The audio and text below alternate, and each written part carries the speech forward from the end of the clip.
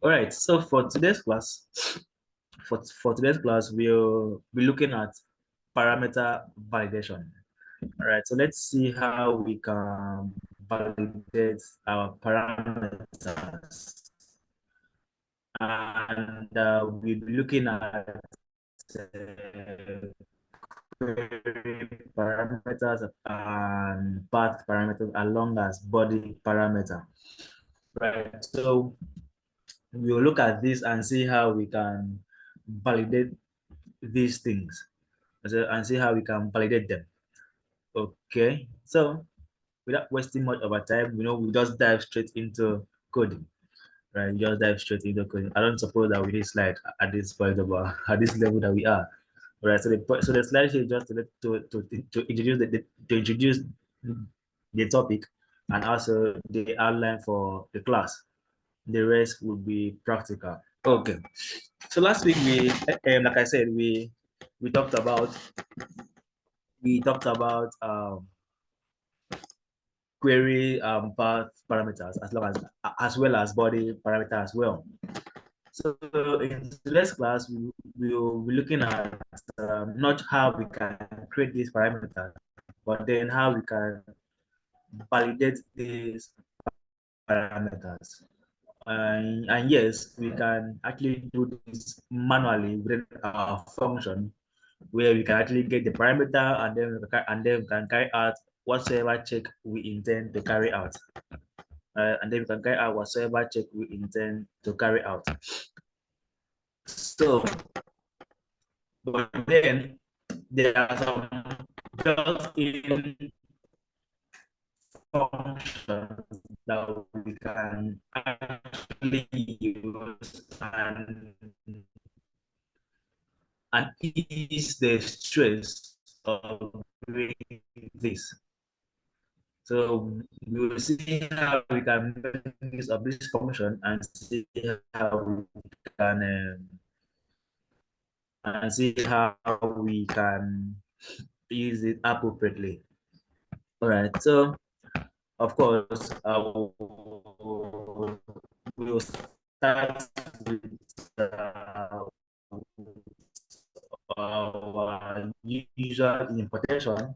Right. So we will need our fast API. So breaking in transmission.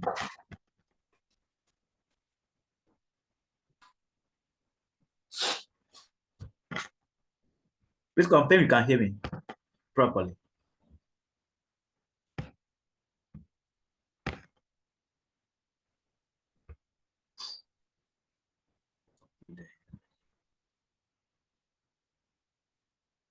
So, all right. So, I think my network is quite bad, but please can you confirm that you can hear me now properly and I'm not breaking?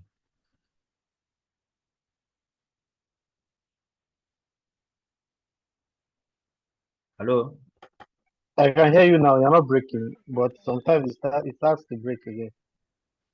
Oh, oh, please let me know when I start breaking so I don't have to be explaining what we can hear. All right. So since I hear me now, I hope that network should be stable now, hopefully. It's quite unfortunate. Sincere apologies for that. All right. So like I was saying that we'll start with the query parameters, right? We will see how we can validate query parameters. And in our previous class, we understood that query parameters are basically those variables we specify in our function, in our function, right? So when you specify a variable in your function, all right, Fast API automatically assumes that that is what a query parameter. As such, query parameters are those parameters that comes immediately after your question mark, right? So something like this, something like this. Say you have HTTP colon 127.0 I think port 8,000 slash items color, let's say q equals to hello. Right. So the query parameter here happens to be what? This portion of our URL. Right. So yes, exactly. So those are query parameters. They comes immediately after the question mark. In this case here, the q equals to hello here happens to be what our query parameter. All right. So but then let's see how we can validate these parameters. And then we could also remember that I also said that query parameters by default are strings, as they are what as they are, sorry, this should be in quotes, as they are part of what of our URL. Of course, our URLs are usually are usually strings.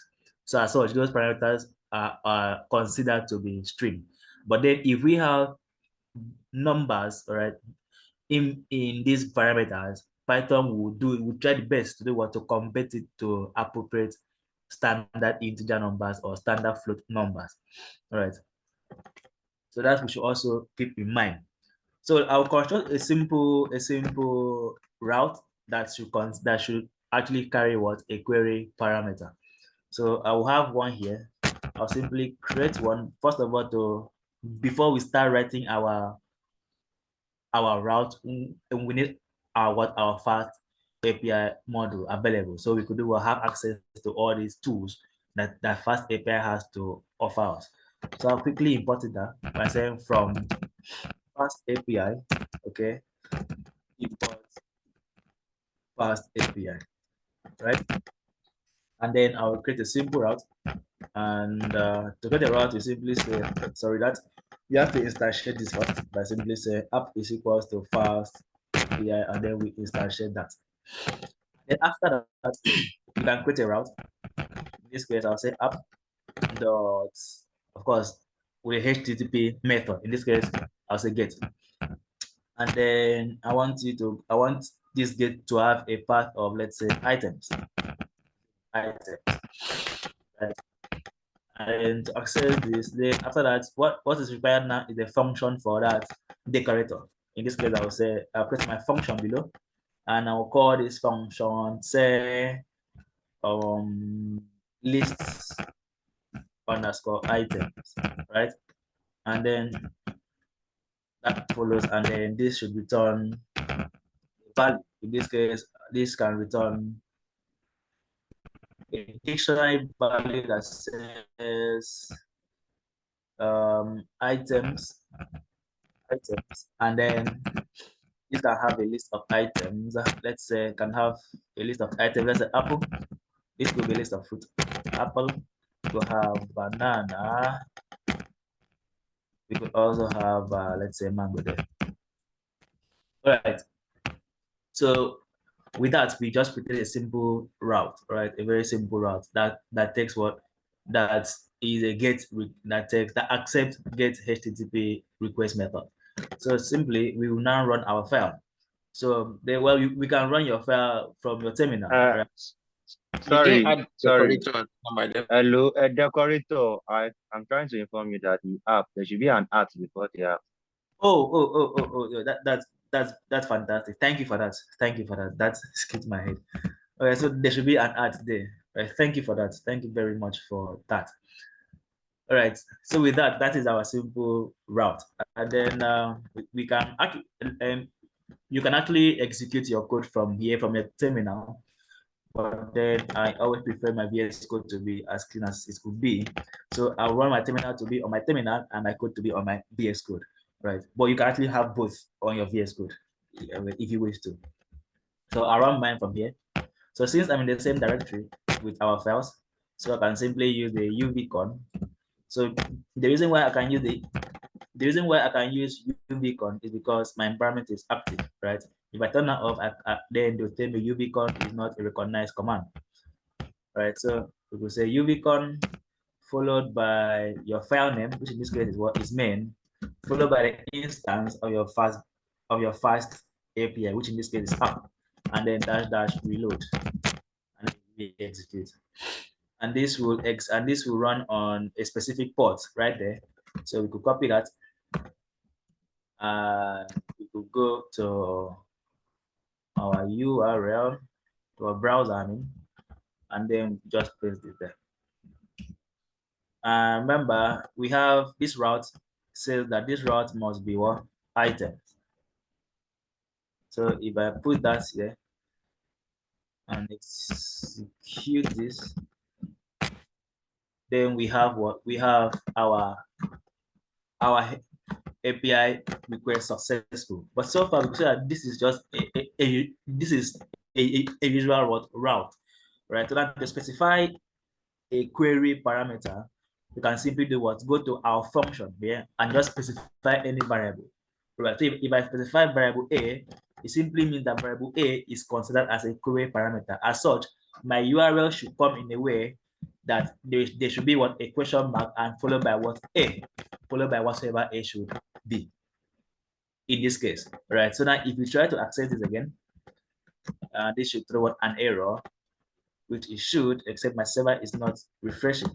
So we refresh this again and run this one more time. And then it says what? And then we will have the proper error saying what? That we have a query that is missing. And that query is what is the A? It's an A.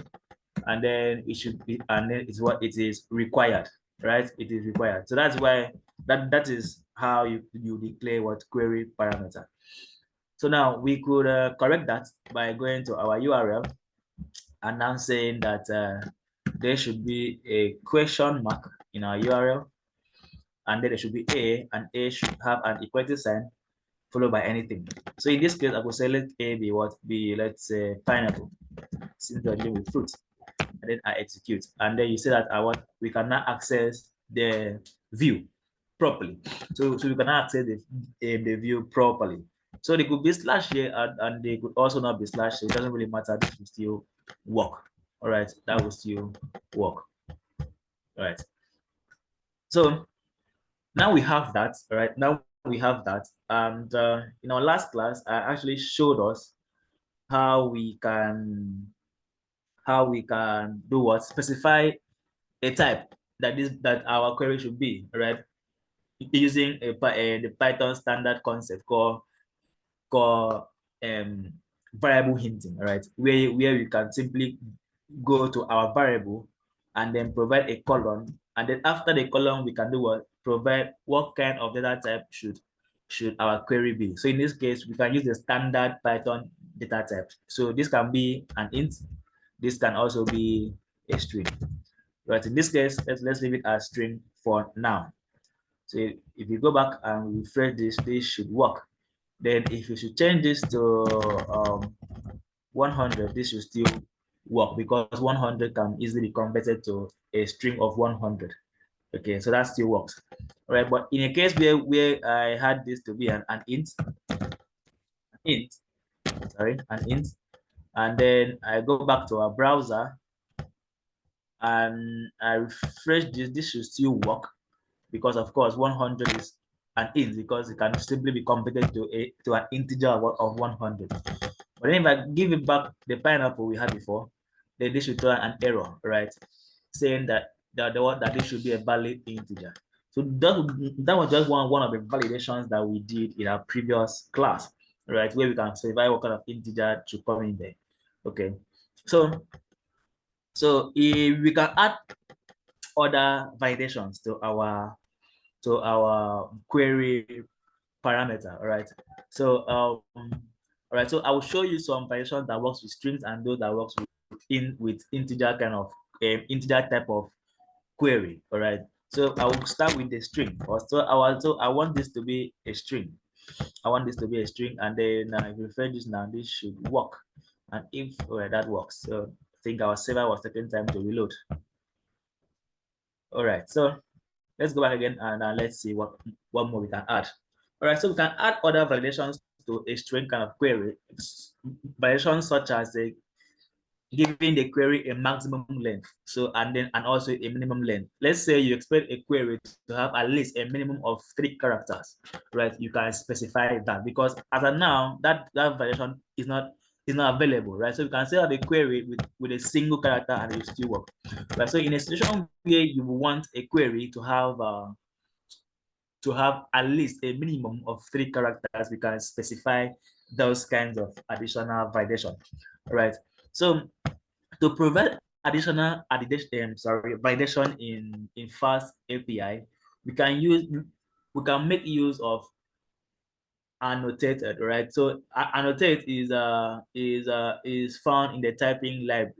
So basically, what it does, you can actually wrap your variable within it and give it other information pertaining to your variable. So far, what we have here, remember in our previous lesson, I showed you a typical example where we have a variable here called, let's say, x, and then I say let x be what be, if I say x equals to, let's say, 5, right?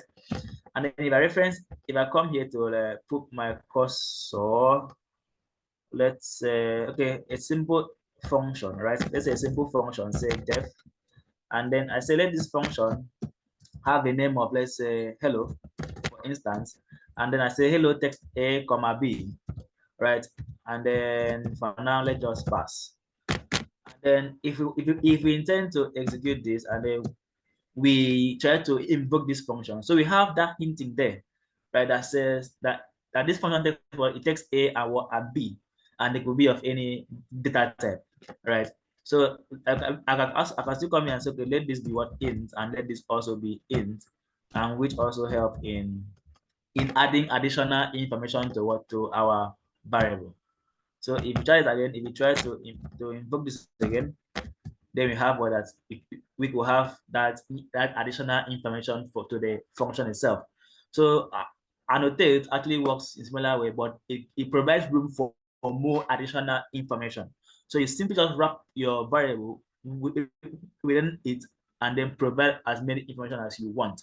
So the truth is, or what happens is that it doesn't actually compromise your code, right? So it serves as additional information for other, um, let's say, for your text editor, right? So it doesn't actually alter the behavior of the variable or something, right? But then Fast API actually use it, right, to provide additional variation to your query parameter. So how do we do this? How do we do this? So we simply import annotate from typing library. So we simply say typing, right? From typing, you have to import. From typing, you have to import annotated. Right. So that is the module we need. That is the module we need. All right. So now we can come back to our query parameter, all right, and then we can use the annotate. So we simply come here and put annotate, and then within it we specify a square bracket, all right? So now the thing is that the annotate must take the standard type of that variable, right? It's compulsory, so it must take at least one parameter, right? So the first parameter you always specify is the type for the variable. So it could be the int, or it could be the int, or it could be the string, right? It could be any of those. It could be the int, or it could be the string, any of those. And it doesn't actually matter. This should be just a none. So that is, give me a sec. We have an error somewhere.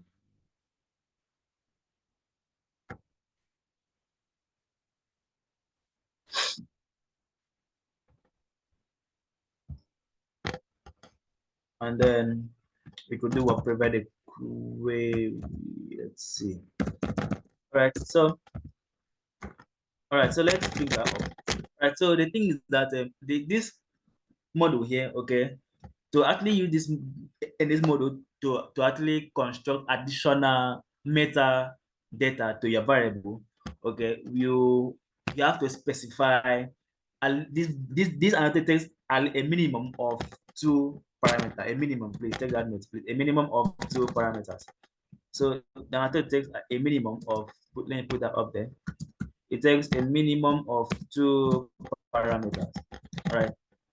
Parameters, and the first parameter is the type for the variable, which in this case we want the type to be string, and then we need to specify another parameter. All right. So in this case, to actually add additional metadata to the query, we can use the query object from Fast API. So we simply just import it alongside with Fast API up there by saying query, and then we use that. So when we invoke query within here, right, it automatically tells Fast API that, of course, this variable here is what? A query parameter, right? A query parameter.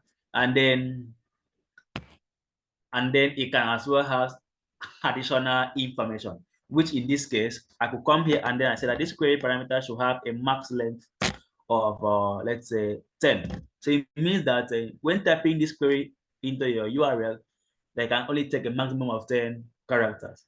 Okay. So if we go back again and then we try to execute our this should still work, because of course maximum means that it should not be more than 10. So let's assume I have, let's say, 1 2 3 4 5 6 7 8 9 10, and then I have one more.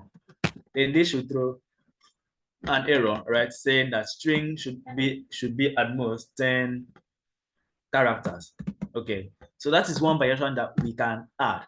So if I take this off and execute this should work perfectly well. So with that query object, we can add as many variations as we want. So we also have max, mean length. Okay, mean length, and then we could set mean length to be, let's say, 3. So at this point, that our query must have a minimum of 3 characters and maximum of 10 characters.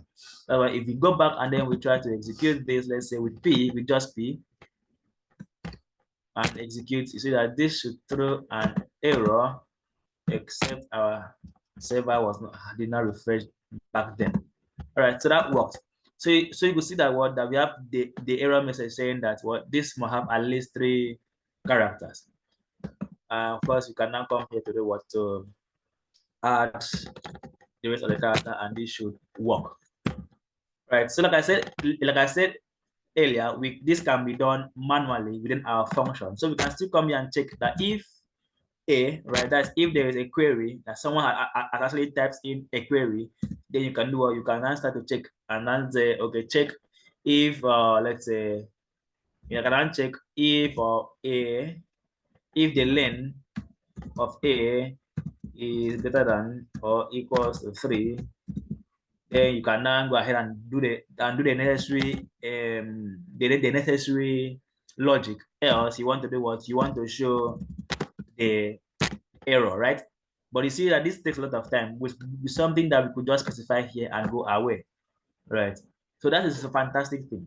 So we use annotate, right, to add to do what? To combine, to add additional information to a variable, right? To add additional information, just not just variable. You can add other kinds of information to, let's say, function and the rest of them. So I'll clean this off, and we still have this there. Okay, so we can as well specify patterns as well if you want. There's regular expression. So we can have regular expression right there. So we could say, okay, that our query must contain a pattern called let's say AP, right? So in this case, if I should execute this should still work perfectly well, right? So that still works perfectly well. That's because within our query here, we have a pattern here called AP, right? So there exists a pattern they call AP. So that still works. Right, that's you. So you could, you could, for those of us that not quite familiar with regex, you can actually look that up, right? Just in case you intend to get a specific pattern of content in your query parameter, then that is where you have to specify that. So apart from this can as well have a lot of things as well.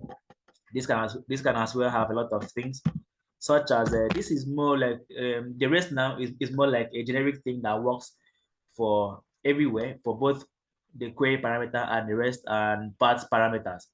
So we can have title, right? So you can give this title, let's say probably a query for items. So this doesn't actually do anything to the variable. It just gives additional information to the variable, right? It gives additional information to the variable, like in the context of writing basic Python code. But in the context of fast API, this can be used to validate things. This can be used to validate things. You can also have a description if you want, and look, and you can also have failure. So there are a lot of things that the query object can do or can take. All right, and in your spare time you can look that up and see which other um, parameters the query object can actually accept. So these are the few, and these are how you could actually add validation to your query parameter. Question. So what you notice that what you have to notice is that this actually takes a minimum of two parameters, right? The first should be your what? The type for the variable itself. The first should be the type for the variable itself. Question.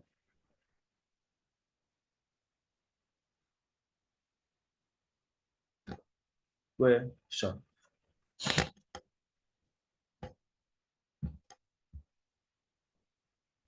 No question. All right. So the silent means that it is understood. Silent means it is understood. All right.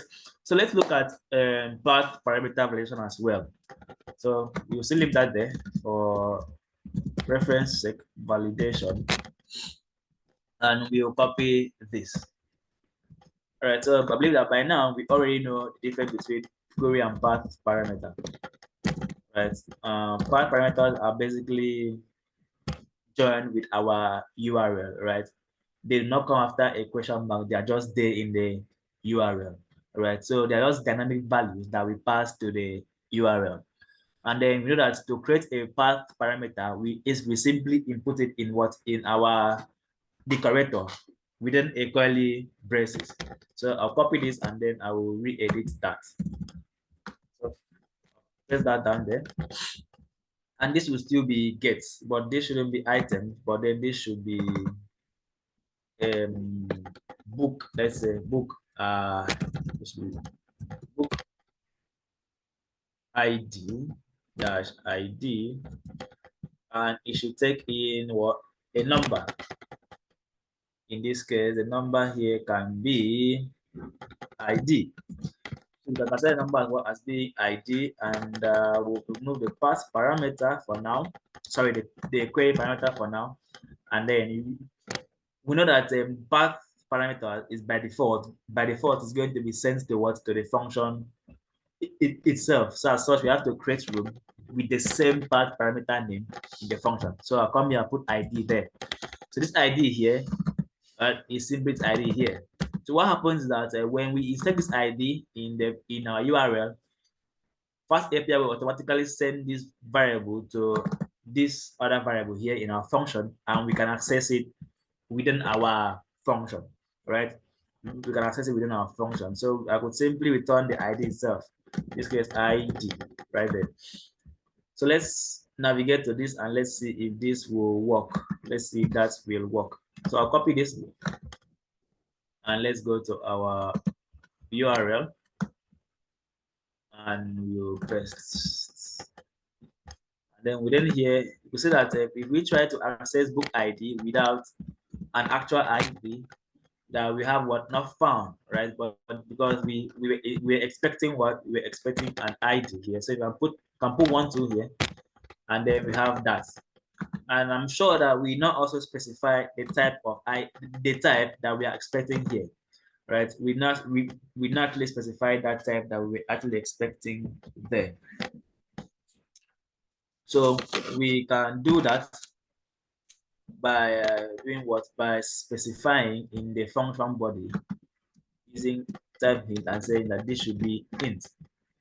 All right, and then when we refresh, this should still work as expected. I think our server was refreshing.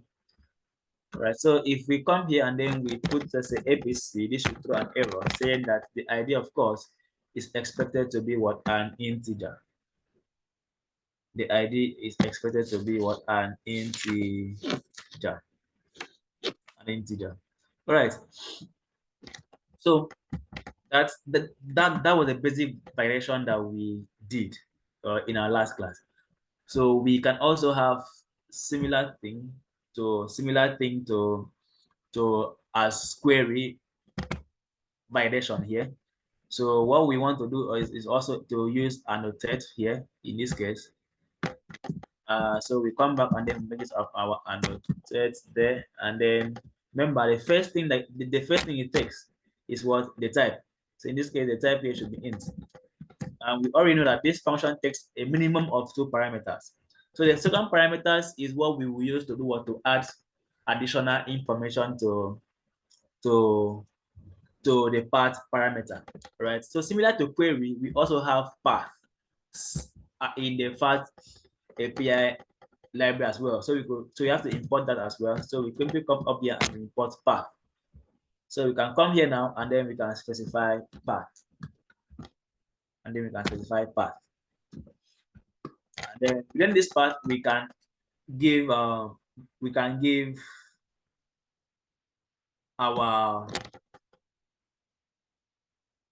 validation, right? So if we specify a max length here, right, this will work. But max length actually works for string kind of variable, right? For string variable, right? For string variable. So if I say give a max length for integer, then this will cause a problem, right? This will cause a problem. So there are some variation that works for string and there are some that works for integer. So max length in this case won't work for integer because this is what we specify that this should be what? An integer. Except this was expected to be what? A string. Then that will do what? That will work. But here we are expecting that what? That the ID should be what? An integer. So as such, that will not actually work. But then we have other things that will work. We have other things that will work that we can use to validate these things. So one of them is GT. We have GT, we have GE, we have LE, we have LE. Let me just list them out here. Let me list them down up here. So we have things like this for integer. We have LE. We have LE. LE here stands for less than or equal, right?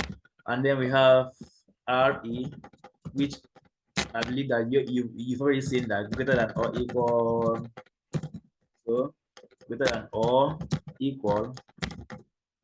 So we also have GT, which is greater than. So I'll simply copy this and paste it there. We also have LT, sorry, which is less than. Right, so those are things that we can use for numeric kind of for numeric data, right? For numeric variables. So you can come here and we can say that the ID we are expecting should be greater than what? 3. In this case, if I try to access an ID, let's say 1 or 2, this should not work. Even 3 itself should not work, right? So from 4 and above should actually work for this. So if we come back to our URL and then we try to access, let's say 1, then this should throw an error saying that the input should be better than 3. That we inputted what? 1. So we have to come back here. Even if we put 3, this will still show the same error. Remember, greater than should be from 4 and above. Right, so that can also work. right? So that's I think that we can use for numeric data. Okay, so if this was also a numeric data, then this can also work with it as well. So if this query was an integer, then we can still use greater than here. So same thing happens if this was a string. If this was a string, then we could also use max length, min length, and pattern here as well.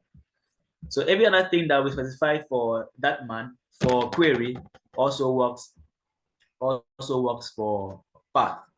All right. So things like title, right? Things like title also work for it. So this could be ID of a book. Okay. We could also have a description. Description also work. We also have description that also work as well. We also have another fantastic. So this could be a short description. We have another fantastic one for depreciated short description. Right. We also have this other one. So if we add this, right, this takes in a Boolean value. So either true or false. So what happens is that this will still work, but then it will display on our docs. So though these are more like this additional method information will actually be shown in our documentation, right? And then if this particular one here will show if this particular argument has depreciated or has is no longer in use. Okay, it is no longer in use. That's where you can use this. So this can take a lot of course.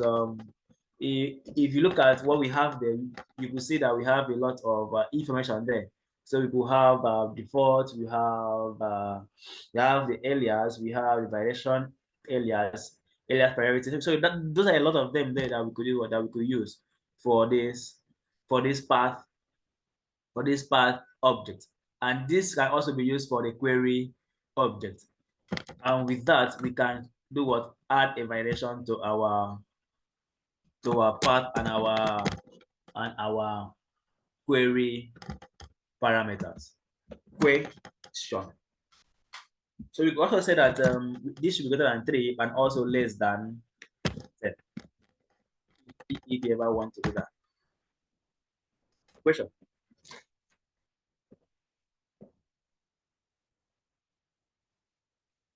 No question. No question. Right. So remember that we can as well set default values for all these things. So we can as well set default values. So I can come here and say, okay, if this is not provided, right? If this is not actually provided, then the default value should be, let's say, 5, and that still work. So even if we go and then we navigate and then we not specify an ID, all right? So 5 becomes the default value. 5 becomes the default value. Same thing happens with query. Sorry, same thing happens with query as well. Question.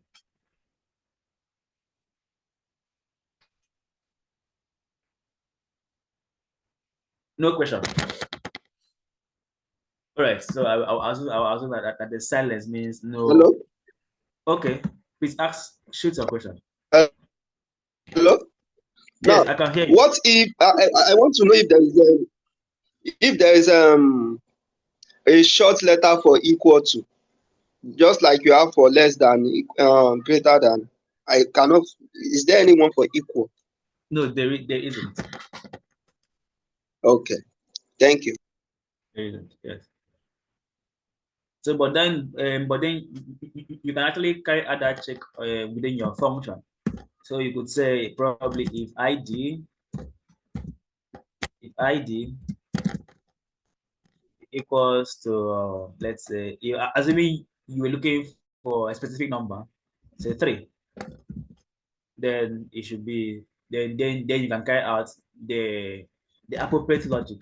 Else you can actually raise exception, which when we get to raising of when we get to where we can actually when we get to raising exception, then you can actually handle that part. So at this point, you want to raise exception here, which we will cover as we move forward. All right. Any other question? Any other question? No question. No other question. All right. Okay. No problem. All right. So let's see. Let's look at the body parameter as well. Let's look at body parameter. So remember that body parameter is basically gotten from submitting from actually submitting an information. All right. So we can attach the body parameter to our URL, unlike what path parameter and query parameter. So a body parameter is actually sent using either a post request, a put request, or the rest of them. So any request that actually allows you to submit information, right? You can actually access the body parameter from there, from that request. All right, and then we know that to accept a body parameter that we have to create what a model that should validate, or that should tell a fast API this is exactly what we are expecting to be submitted.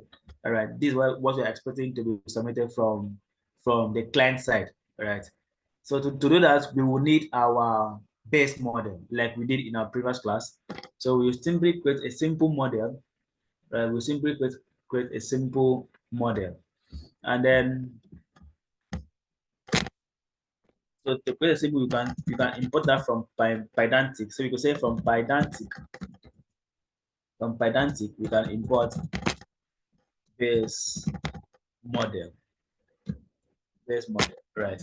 So um so um you can now use that, right, to create your model. So to create a model, you simply use the class followed by your class name. So I'll create one simple one, the user, and then this user must inherit from base model. And within this, we can specify our required field, what and what we need. So I'll simply just use name for now, and I'll say let name be of string. Let name be of string. And we also want price for now, and let price be of float, right? Be of float. Okay, probably this should be string, but let's just leave it there. Or maybe this should be book. Let's leave it there. So that becomes our base, our model, right? And then of course we can still do the same thing. We copy our route, paste it down there. So I'll copy this, bring it down here, so we could know that what we have below here is body parameter. A request body validation. Requests body validation. Right. So remember, a request body can only be accessed from HTTP method that actually allows submitting of data or information. Right. So to do that, we have to make use of post request in this case here. So I would say that this should be update information as my route. Update info. Okay. And this update info should take a body parameter called, let's say, user underscore update. Okay. User underscore update. Now we know that if we leave this like this, right? We know that if we leave this the way it is, it will automatically be considered as what? If you leave this the way it is like this will be fast API will consider user update to be what? Query. A query parameter, exactly. So in that case, we need to actually come here and specify that we need this to be a type of the model we just created.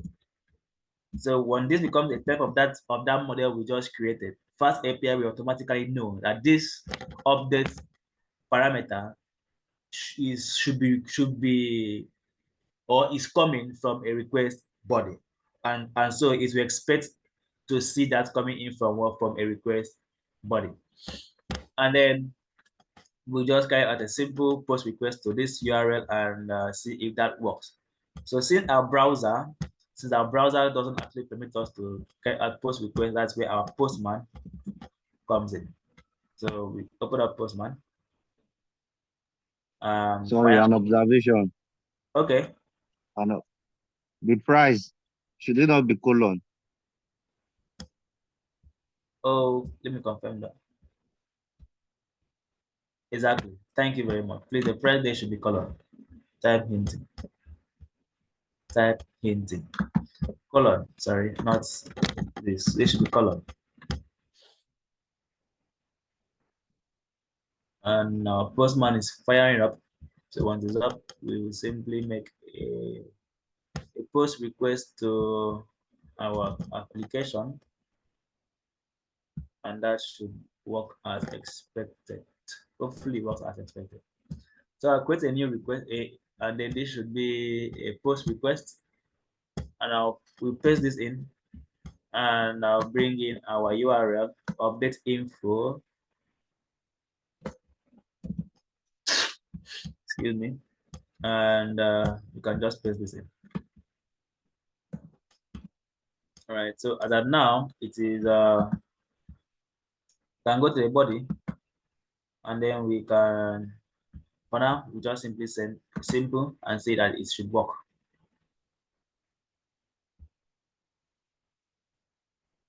Taking time to fire out. Okay, so it seems our server is down. Okay, and since our server is down, let's see, pick that up. And let's okay, the bug somewhere. So this cannot be. So if at all you intend to have a default value for your path, then of course the path have a variable called default. So that should be your default, and then you can have your 5 there as your default value. Okay. All right. So let's see if our server is up and running again. So it's running, and let's see if our postman has. So let's fire that up again, and this should work this time. All right. So you could see that that did not actually work because it. You have double slash. Check the link. You have double slash there. All right. That's true. All right. So you said that this didn't actually work. So this was the error I was actually expecting for us to see. So you can see that the post request didn't actually go through. That's because we are expecting what, a value. What is my mouse?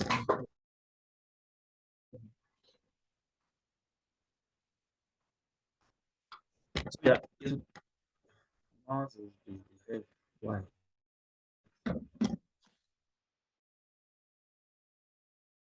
So that didn't actually work. That's because the view is expecting a value. Give me a second. I think my mouse is my PC isn't responding. Fantastic.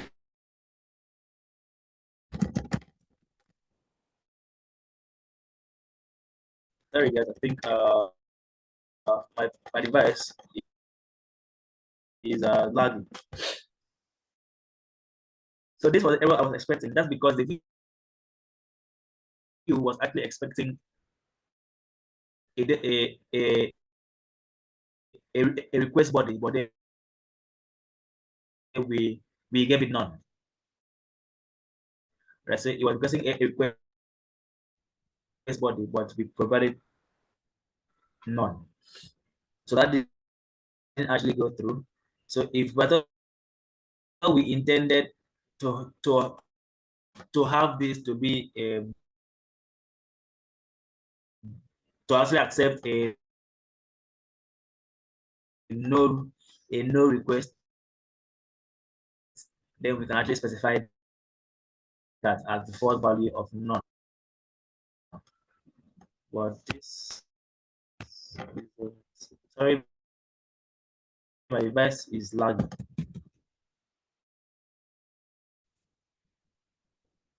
Mute yourself and confirm that you can hear me. Look, can anyone hear me? You're breaking. You've been breaking.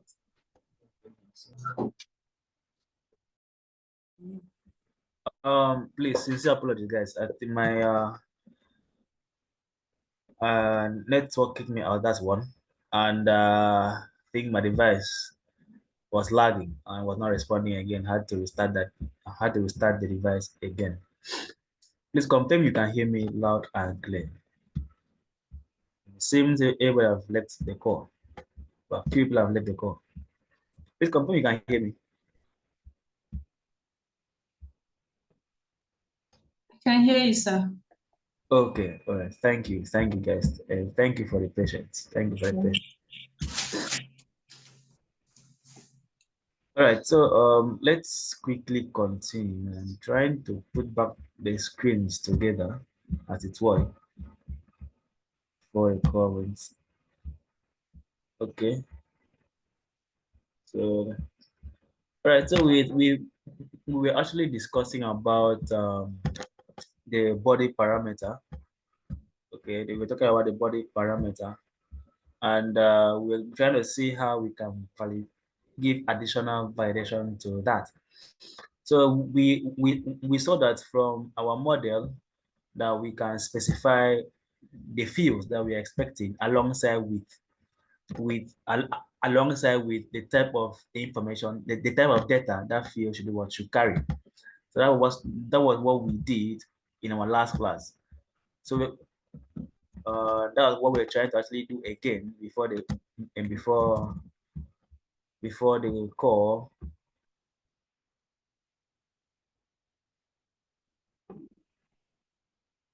Then for the recorded video, don't worry, we talk about that on the class end. Talk about that on the class end.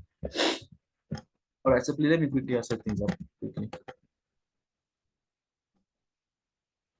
So we're actually gonna see how we can accept multiple body parameters, right? So apart from having just a single body request, we can have multiple body requests. How do we handle that in fast API? Okay, that's what we are trying to look at. I'll see you tomorrow.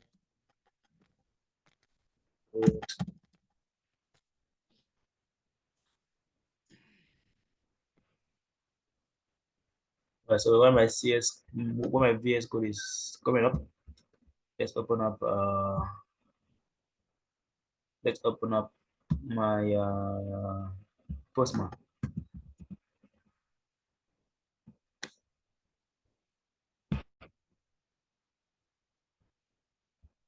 All right, let's see what we have. So this was where we were. All right, so let's Postman load up and let's fire up that post request one more time and confirm that this is working. Let's confirm that this is working. So far, what to actually accept a request a body request parameter, right? You simply do create a model, what should I say? You create a class, and then this class must inherit from base model, which is in the Pandentic library, and then within this class, we can specify the attributes those attributes will signify the fields we are expecting to be submitted, right? And then we can as well specify what type of what data type should that field carry? Which in this case we did what we did the name and then the price, and then we said that the name should be string, the price should be float. And then what do we simply do? We simply create a query parameter here, but then we give it a type of what of the class that we just created, and that will be considered as a request body parameter. So as such, when submitting it, this will do what can add this variation for us instantly. Right, this variation is being done by Pandentic, right, not by Fast API. Please note that the request body variation is being done by Pandentic, because this class here is inheriting from a Pandentic library, from a module in a Pandentic library called base module. All right, so let's see this again. Let's fire it up and let's see if that works. Right, so we still have our post there, and then we try to submit, and then we could see, okay, sorry, our server has to be up and running. So we have uvcon, and then our file main, the first API instance, and then that dash reload, and that should fire up our server.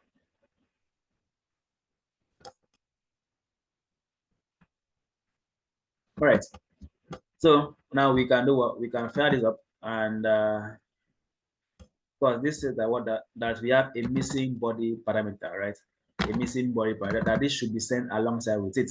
That there's some fields that are required, right? There's some fields that are required, which are these fields that is here. So these fields here are what are required. So and then this should be submitted alongside that post. So that's why you're having that error. So you simply do what? Create a simple body, and then we will submit this. So this will go in here as a just parameter, and within this we have our name, we have our value for name, which in this case is savior passive. We also have a price, which in this case should be floats, so 100.5. This case 1.0. And that is that. So we could now simply fire this up again, and this should be sent as what as expected. That is sent as expected. All right, but then there is a situation where we want to do what, to have multiple um, um, request body, right? Multiple request body. How do we handle this? How do we handle this in a situation where we are planning to have multiple request body? So we could have another one. Say, well, let's call this book title. It should be title. Let's use that. Let's turn it to title. So we could have another class, right? We could have another class, and this class we could call it user. The user class, for instance. And then we expect that this user should have specific attribute like name and also let's say gender, or it should be age rather, and age should be an integer. So in this case, we also have another query parameter, the user, but then when we say that this should be of the user class, then Fast API will automatically know that this is what this is, that this should be a request body parameter as well. A request body parameter as well. So this should be user details, or that should be. So I will also show this as well. I'll also return this as well. So this should go here, and that should go there. Right. So in this case, how do we handle these kinds of, how do we send this kind of information so that Fast API can know which is which request body is which request body, right? So we could do which request body is which request body. In this case, Fast API will expect you to send your request bodies as a list of dictionary. So what do we mean? So instead of sending this, Fast API will expect you to have something like this, where we have a key as such with a value. The value here should be your dictionary, and this dictionary should be the required fields. Same thing happens again. The key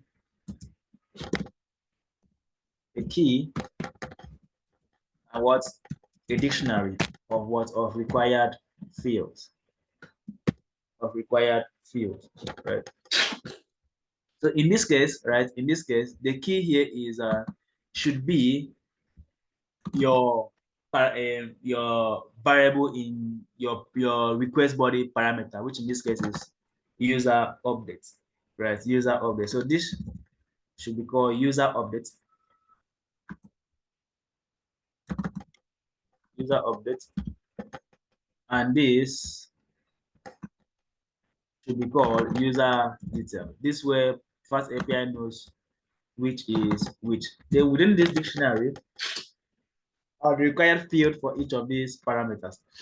So in this case, we have the title and price, name and age. So this should be title Fast API intermediate,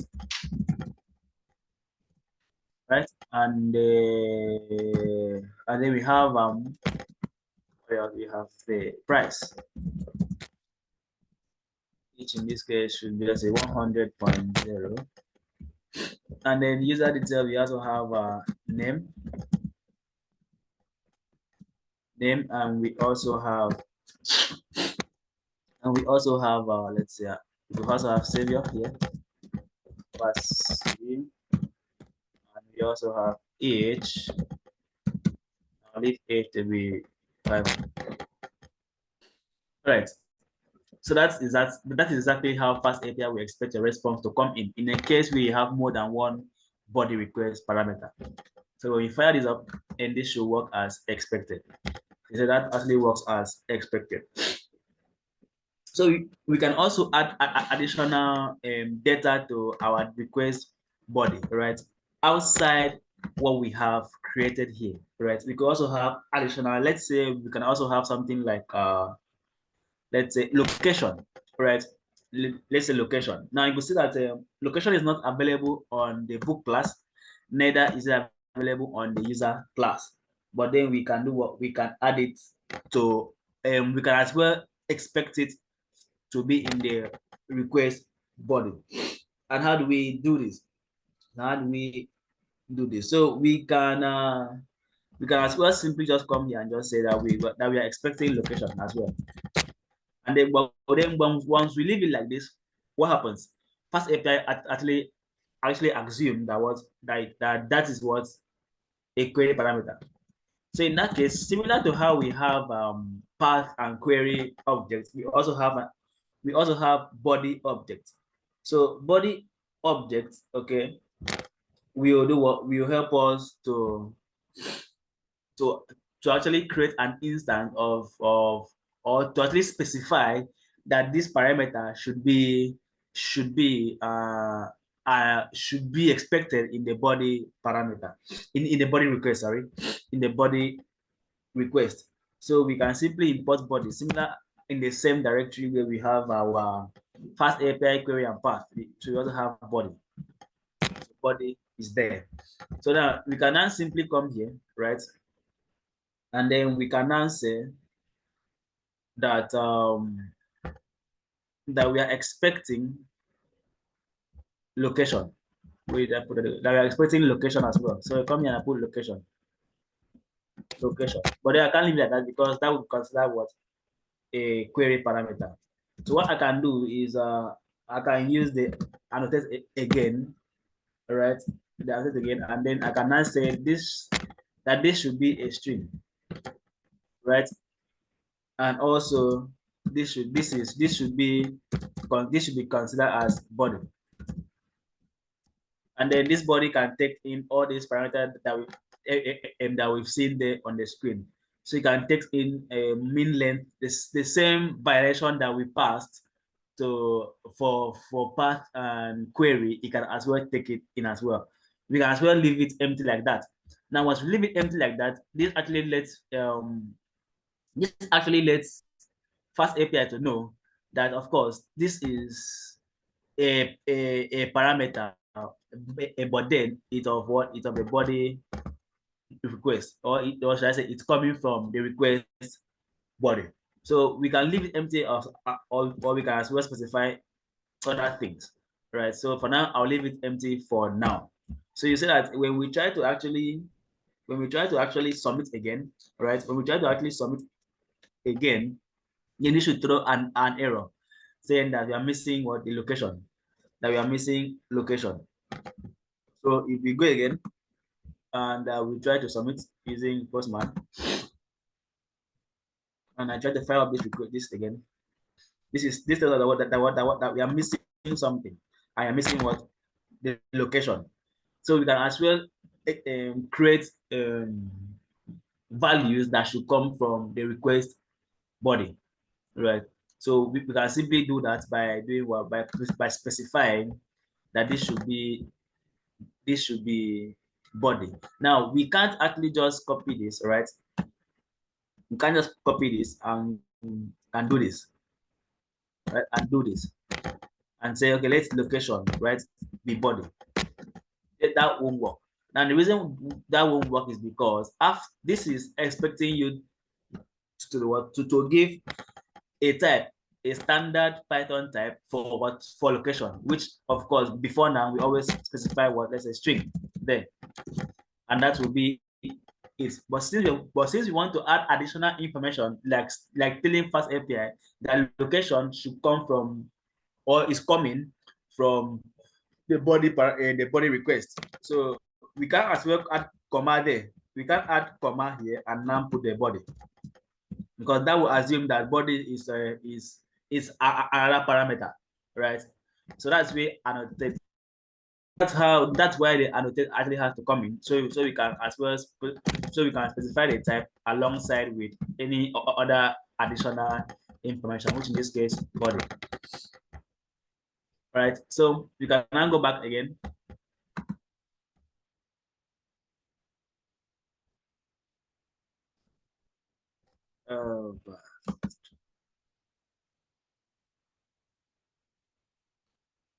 Exactly, exactly. So I think Mr. Wisdom, I think you actually get the point. So that is actually the point why we have to actually bring this man here, so we can wrap other information for this variable there. Okay. So we can as well do the same thing for query, right? So I can actually leave this empty, right? And Python will and Fast API will automatically assume that to be what? A query parameter. I can as well explicitly tell Python that this should be a query parameter by simply specifying what? Annotate, and then I give the type alongside with query, and I can leave query as that, as it is. So this is me doing what explicitly. I'm going to tell Fast that this should be query, which by default it will see it as what? As query. Same thing happens with path. If I should leave this empty, right, without specifying it here, this will consider as what? As query, but I can still leave this as path, and that means trying to do what? Going as far as doing what? Explicitly telling Fast API that ID should be path, which of course it will have still seen it as path. That's because it was being declared here in the route. So same thing also works with body as well. So I can leave it like that, and that actually tells Fast API that this is what this is coming from what? From as that is coming as a key value pair in what? In our request body, and it is required because at the moment we have not specified a default value for location. So that's why when we try to actually do what? Fire up that this post request, right? It says that we are missing location. So we have to actually come here and also specify it as a separate value, right? As a separate value for location, right? And then the value for location, which in this case, we said that the value here would be string. So here I would say Nigeria, right? And then I'll fire this up again. And see that actually did work. So we not only have the location in response, right? So that's because we not actually specify it to display as well. So I can copy this, put that there, put that, and put this, and that should go. Sorry, that should go. If I refresh it again, if I fire this again, okay, so our server is still refreshing, I guess. Right, so we have Nigeria there, not available. All right. So similar to part object and query object, we can as well specify certain things like the max length. Remember, this is a string, so max length will work perfectly well. So if I say max length of 30, that means your location should not be more than 30 characters. Can as well give mean length. Your location should not be less than, or should be at least up to 3 characters, and that still works as well. Right. So if I try to fire this up again, let me edit this and give the Nigeria 8i and fire this. See, this to an error saying that that location itself, which is part of the body parameter, should have at least 3 characters. And so far we've inputted only ni. So we could come back here, do that, and fire, and that actually worked. Question. So this is us actually the okay question. Shoot. Yes. The body method, is it method or function? Was it also imported like you did with the parts and the query? Yes, it was imported as well. In the same directory that we have part and query. It was imported as well.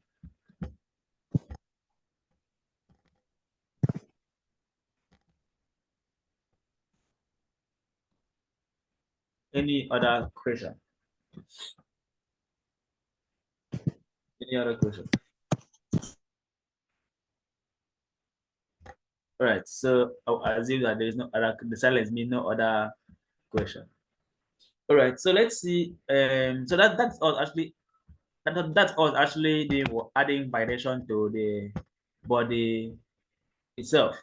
So we can as well add validation to the fields itself, right? To the body fields itself. So far we just have the basic of what we did, which was that that a specific field should have a specific type of data, which is what we've done here. So we can as well make this field to have other variations by saying that a specific field, excuse me, should have a specific value or a specific amount of value, so on and so forth, similar to how we did with query part and body. So to do this, right, we have to do what? We have to bring in the field. So the thing is that the field, remember that our validation is mostly done by Pandentic. So you can actually import the field from here and then use it to do what? To validate your field. Excuse me. So to actually do this, we can import our field from Pandantic as well. And then within each attribute of our class, we can carry out this validation, right? By assigning it to what? To field. So we could say this should be equals to field, and then within our field, we can pass our validation. So you could see from my VS Code that that these are all the things that field can take. It can take the default, it can take alias, it can take alias priority, you can take selection alias. You can also take a lot of things, there that which we are actually seeing at the moment, So let's see what we can use. So we can use max length. So we could say that let the title have a max length of let's say 30. We can also specify a mean length of 3 if we want. Sorry, you can specify a mean length of 3 as well. The same thing also happens with floats here. We could also say let float be equal to field, and then we can carry out this validation by saying this should be greater than or equal to, let's say, 10. That means whatever float I'm putting should be greater than or equal to that. So that can also this can also take a other metadata as well. Like we can have the title, can have the description. Of course, these are things that will also show in these are things that also show in your documentation as well. When we get to documenting our route, then we see that these things will also show in that documentation as well. So for now, I'll move this because at the moment I'm not seeing any for it for now. So that is that hard. That is exactly how you can violate our field itself. Right. So when we go back again and we try, let's say I try to actually uh resend the, let's see if this actually meets certain things. So it does meet because I was saying that this should not be more than 30 because we said that let title not be more than 30 characters. So I will assume that this is not more than 30. So let's add other character, let's say for KodeCamp 4.0. So I think this should be more than 30 characters. So if you try to do this again, then you can say that this actually threw an error saying that that the updates that the user updates, okay, key with the field title, which is in the body parameter, right, requires that the string should not be more than 30, right? And so far this is what we've typed, which is more than 30. So you see that all this variation actually helps in doing what in for us to actually carry out some simple variation where the need of going to our function itself and be doing what and be writing and be carrying out this variation manually. So basic lines like this can carry out this variation automatically for us. So that is how we can violate model fields or should I say request body fields. Right. So you do that by doing what, by importing a field. Remember, the field is imported from Pydantic and not from Fast API. Please. Is imported from Pydantic, please, and not from Fast API. All right, question. No question. Yes, but I have a question. All right, please ask a question. So please go back to the code, please. All right. All right, I'm looking at this title str equals to field.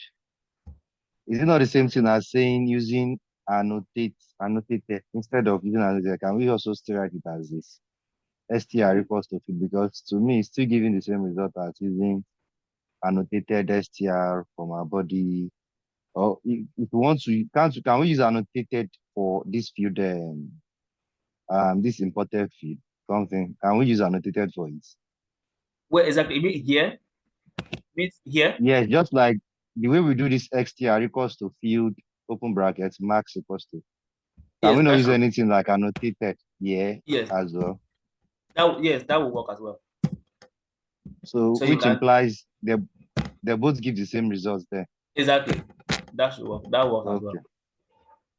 Okay. This should be string, and this should go in here. So that works exactly the same way as it should. Okay. That was our question. Thank you. Okay. Any other question?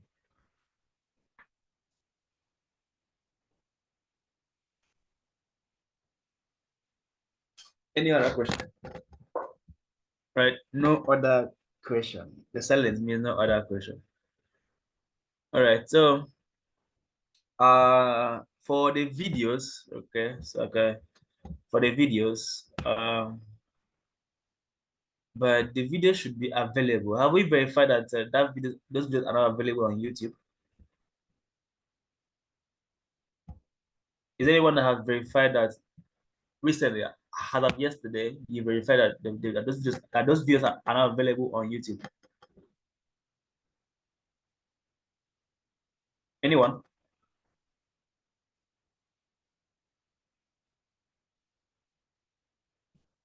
Please verify that it should be there on YouTube. I assume it should be there on YouTube. KodeCamp 4.0. Fast API. Here it goes. This is a video, right? For the first class. The ladies just have been uploaded. So this is beginners class. All right. So please, the first class video is available. It's currently available at the moment. So it was uploaded about 8 hours ago. So the rest will follow, please. So it's currently available. So if the update is still going on. Now this video has to be looked at and try out some small editing. So the videos are there, Mr. Wisdom. The videos are there. The rest of the videos will come. Hopefully before today runs out or plainly tomorrow, hopefully. So is that okay?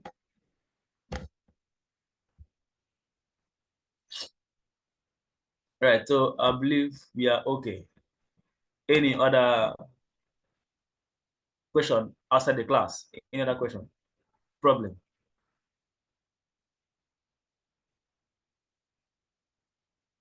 Okay, so I assume that there is no other question, Sorry. problem. Okay. Hello, sorry. All right, ask. Yes, I just noticed something when I was reading Fast API documentation online. Okay. I noticed that when they are defining their function Okay. for each endpoint, they are using Async. async. Yes. So Exactly. I want to know, when do you use async and when do you not Do use you async? not use async? All right. So if you go to Fast API, like you said, there is async at the end in front of every function. So async is a concept in programming or in Python. In fact, it's available in all programming. It's just that it's different in a language. Like the way it's being implemented in each language is quite different.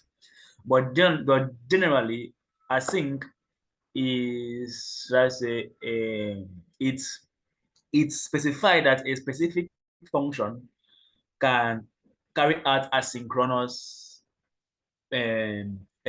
behavior.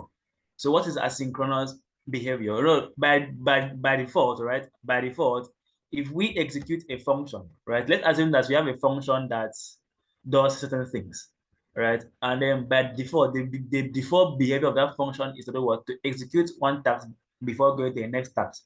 But then with asynchronous, it can actually execute a specific task while waiting for the other task to complete, right? So it doesn't wait for this task to complete before it goes to the next task. It executes all the tasks concurrently, right? While waiting. So if one task is actually wasting time, it goes on to the next task while still waiting for the other task. So we use async if we have if we want to actually carry out asynchronous programming, which at the moment we've not done any asynchronous tasks yet. But as we proceed, we will carry out asynchronous tasks, and then we will actually see how that actually works. So with asynchronous, we can now use await within our function, and we look at that logic as we go forward, because that will be covered as well. So I intentionally remove it. So it's optional. So you can put it, you can as well remove it, right? It's optional. But then you want to use it when you have an asynchronous task to accomplish, or when your function is hoping to carry out an asynchronous task. That's when you can use that sync. Apart from that, you can actually remove it, all right? It doesn't break your code. Is that okay?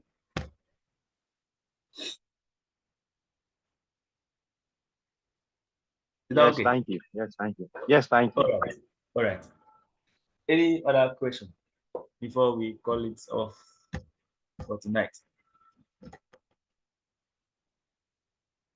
All right. So no other question. No other question. All right. So that is where we'll stop for today's class, and we meet again on Thursday, 7 p.m. to 9 p.m. as usual. So please do well to come on time this time around. Hopefully network should be on our side. All right. So in the absence of question, please do have a wonderful good night rest and see you guys on Thursday. Bye. Good night.